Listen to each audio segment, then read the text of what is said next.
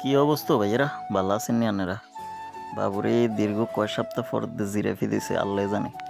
আর যে জিলাপি দিয়েছে কিন্তু বাসার কাকা দুই ছেলে এমরান, তারপরে হইতেছে ইমরান।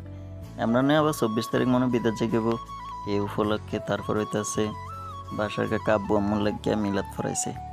যাক, দুইটা একখান হইয়া আছে, দুইটার জন্যই মিলাদ ধরাইছে। জিরাফি খানটা বড় কথা না, এই যে জিরাফি লন্ড হইলো বড় কথা, কারণ এটার মধ্যে অনেক যুদ্ধ করতে হয়। হিন্দিয়ে দিতে আছে, হিন্দিয়ে ঠেলাঠেলি করতে আছে, ঠেলাঠেলি করে জিরাফি লন্ডার মজাই আলাদা। বাবুরে আজ যখন প্রবাসী ভাইয়েরা দেখবো, আরে তারা কিন্তু মিস করে, অনেক মিস করে। কিন্তু আমরা কিন্তু বুঝি রে পাই, আমরা দেশি মানুষ সব কিছুই বুক করতে পারি। এদের মসজিদে জিরাফি পর্যন্ত আমরা বুক করি, কিন্তু তোমরা তো বুক করতে পারো না। আর ভিডিওটা করলে অনেকে অনেক খারাপ মন্তব্য দেখি করে। আসলে খারাপ মন্তব্য করার কিছু নেই। এই যে ভিডিওতে অনেক মানুষে দেখতেছেন, অনেক মুরব্বীরে দেখতেছেন। আল্লাহ না করুক 2 বছর পর দেখবেন অনেক মুরব্বী নেই, ভিডিওর জায়গায় ভিডিও থেকে যাব, কিন্তু ভিডিওর মানুষগুলোর আর পাইবেন না। আর মূলত এর লাগিয়ে ভিডিও করা। আর এই ভিডিওটি যখন প্রবাসী ভাইয়েরা দেখে তখন তাদের অনেক ভালো লাগে। অনেকে কমেন্ট বক্সে কয়, অনেকে আবার মেসেঞ্জারে কয় যে ভিডিওগুলো অনেক ভালো লাগে।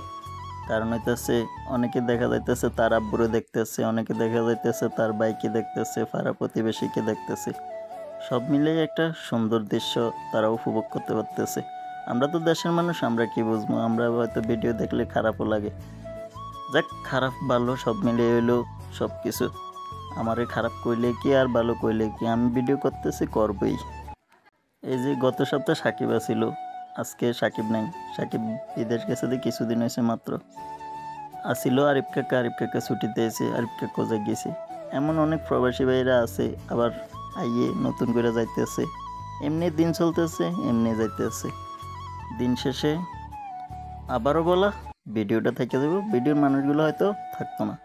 আজকের ভিডিও এতটুকুই। সবাই ভালো থাকবেন, সুস্থ থাকবেন। আল্লাহ হাফেজ।